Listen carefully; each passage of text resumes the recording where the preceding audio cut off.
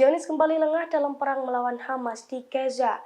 Baru-baru ini, Zionis kembali mengalami kerugian karena drone pengintainya disabotase oleh sayap militer Hamas.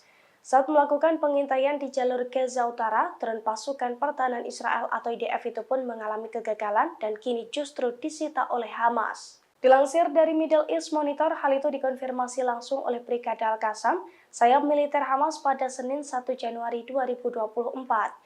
Brigada Al-Qassam mengklaim pasukannya menyita pesawat pengintai Israel di jalur Gaza. Pasalnya, pesawat tak berawak itu dilumpuhkan saat melakukan misi pengawasan, tepatnya di Beit Hanon di wilayah kantong Palestina Utara. Akibatnya, Zionis pun diklaim mengalami kerugian. Terlebih di saat bersamaan, Brigada Al-Quds juga mengumumkan bahwa pejuangnya terlibat bentrokan sengit dengan pasukan Zionis di bagian timur dan utara kota Khan Yunis.